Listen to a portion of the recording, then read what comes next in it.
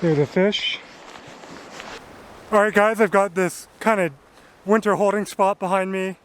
This video is just going to be me kind of breaking down the water, fishing through it, see how well we do, see how we would change our approach for water depth and just the different areas within the run to try and maximize our fish. So this video will just be us breaking down this run and fishing through it. Alright, so here's a run we're going to be fishing and picking our way through. There's a drop up top with a couple of channels that dump into it. So there's kind of two currents that meet up top. But the rest of this is this little deeper glide. It gets shallow out in the tail out, and I didn't see any fish in there as I was kind of watching as I crossed. We're going to be fishing from this side to keep our shadow off the water, and the main deep channel is up against that bank, so we want to be on kind of the riffly shelf side. So we're going to start in the back and work our way up. Just like any normal, efficient fishing through a run, we're going to want to fish near to far and back to front. So I'm going to work my way up. It's deep-ish right there, but I'm a little worried this 3 mil bead. I've got a pink birdie natural and a quotagon midge on here, and I'm worried that rig's going to be a little heavy to start in this spot. Alright, so a fish just came up right in front of me here, so midges might be happening, so I better not step too far out in here, and I'm going to fish close here to start.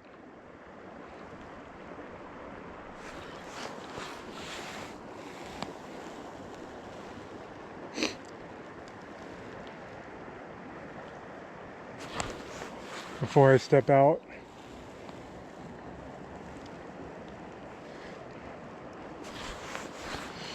Three mil bead might be a little heavy. We'll see. If I go and fish kind of the shallow riffly stuff up ahead of me, I'll probably need to switch beads out.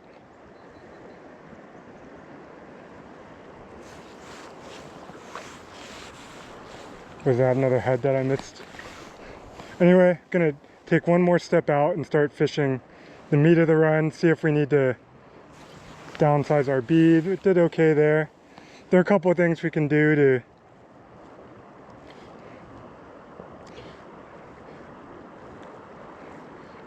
use a 3 mil bead in shallower water. We don't tuck cast. Keep our sider angle a little more horizontal.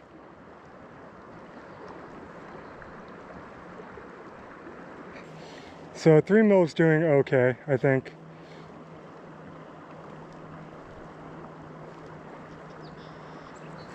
It's a 3 mil and a 2.5. So it'll get down.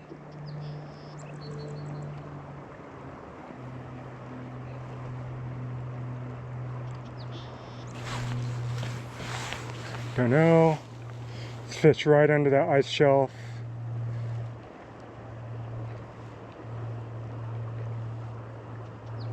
That's oh! Well, missed that fish. That was 100% a fish. Oh, not.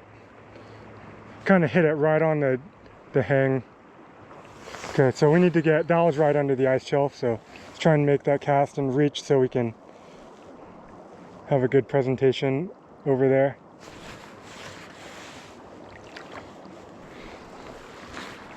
So I'm trying to hit all the parts of this run. There's kind of a faster current towards me, and then it deepens out and slows down.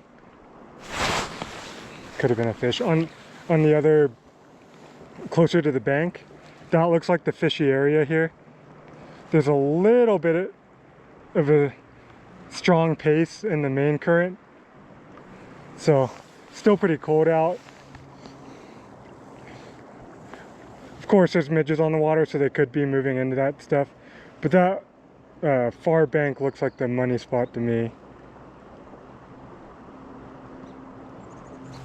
There's a little channel around that rock, so I'm going to cast up in behind it and work where those two small currents meet, or the small current meets the main current.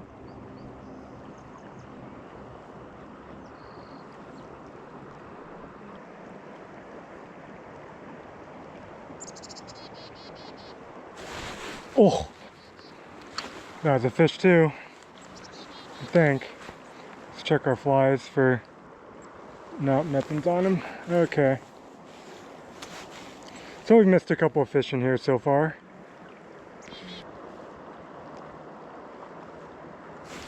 There, no, dude. Oh, I better check hooks, huh?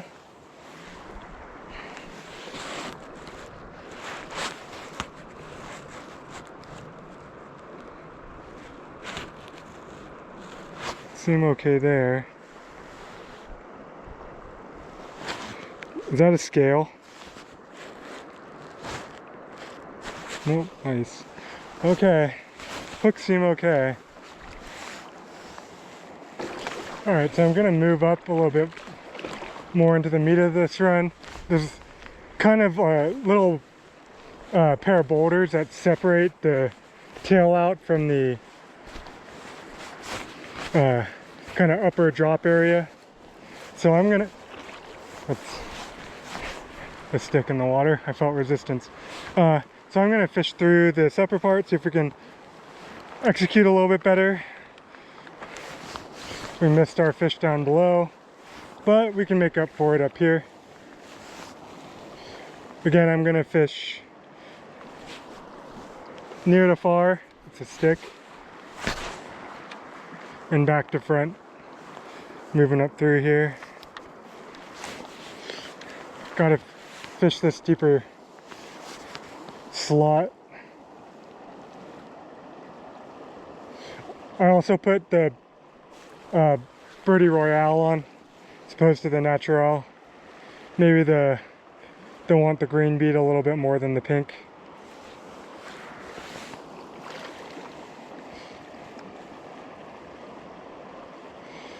Let our sighter get a little more vertical.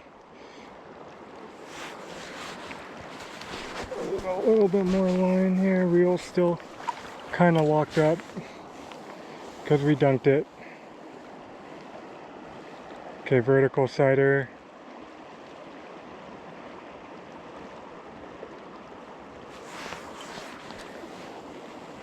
Oh, let's fish near seam one more time.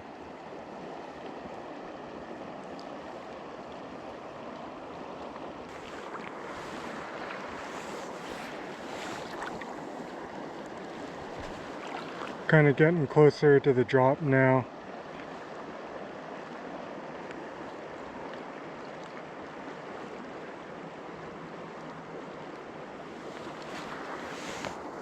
Okay, get real vertical into that deep main current stuff.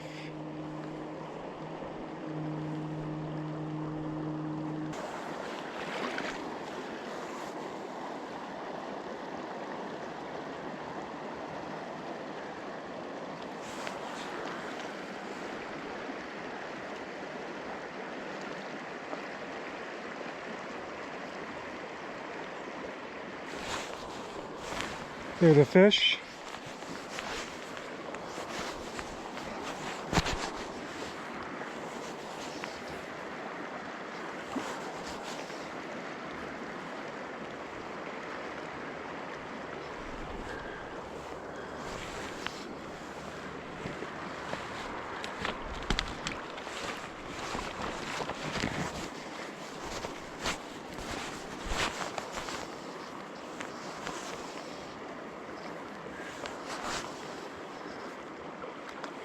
Eyes all wrapped up now. Ate the bunny. Oh, downstream net.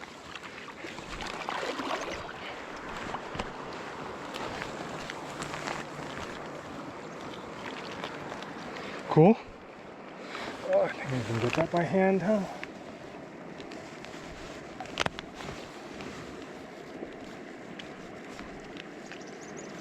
Yep.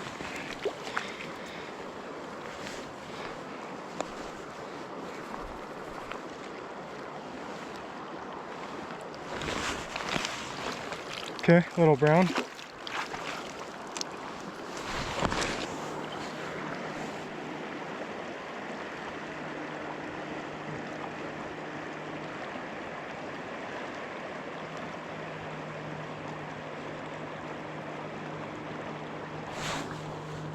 There's another one. All right, so starting to get some fish more in the top of this run.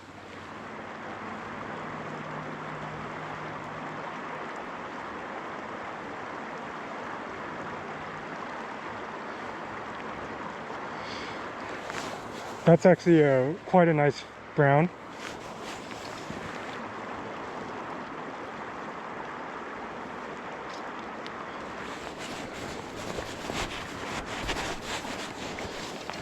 Still gonna be not on the reel for these.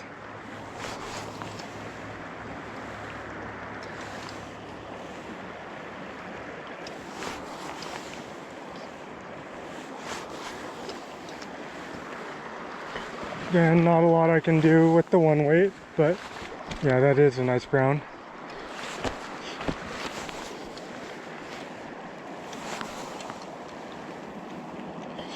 See if I can. It's fighting hard.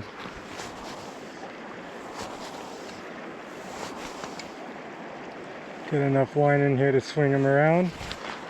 Almost. Almost.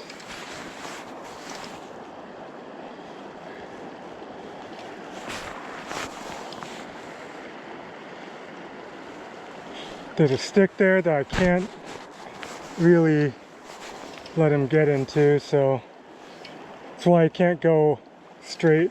Maybe if I step down and let him come down to me, I can swing him around with side pressure a little bit better. He's still pretty close to that stick. Nope, nope, nope, nope, nope, nope, nope.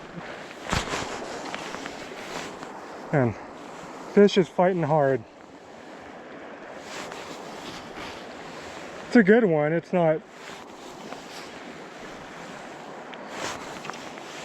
like anything more than 16 or so. Just cool. Okay, into the net. Yeah, that guy had some fight in him, that's for sure. He's on the bunny, or birdie, sorry. And it popped out, which is great. So let's get the fly out of there.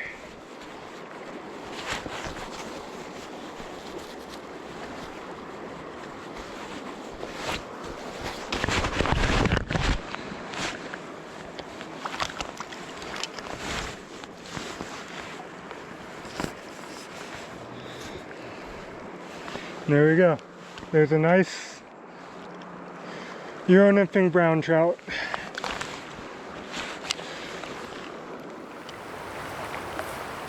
Learning how to use solder angles to control the depth of the wood. Learning how shallow. Nice, up there. Looks like we got one kind of closer to the top.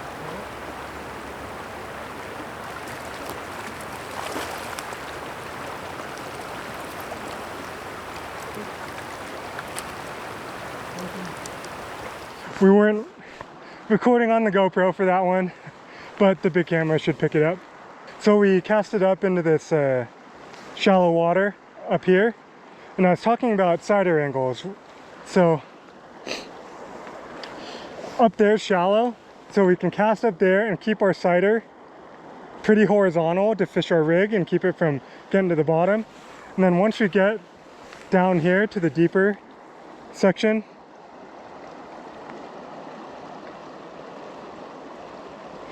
we get our cider more vertical and start fishing deeper down into the column.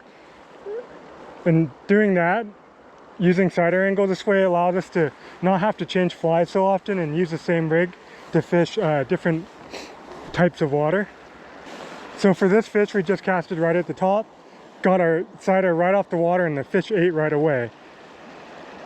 Well, the bonus with nymphing through a winter run is that maybe by the time you're done fishing through the section of it, some fish start rising in the tail out. So let's see if we can pick up some of these rising fish on a dry fly. So we fished through here with the nymph, and now since we took our time, we've got some rising fish in the tail out. So I've got my little 3-weight dry fly rod and a corn-fed midge. We can try and pick up some of these fish.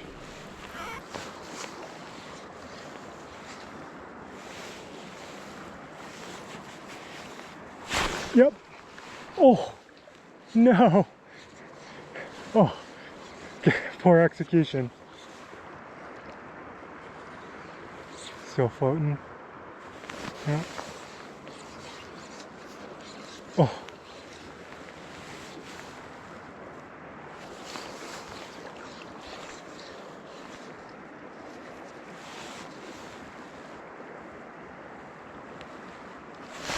Yes.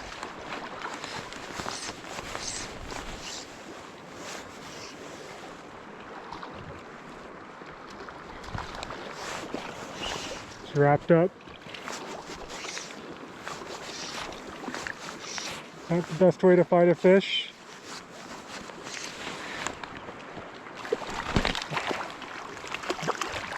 But to the net. See? Bonus dry fly fish at the end of the run. Right?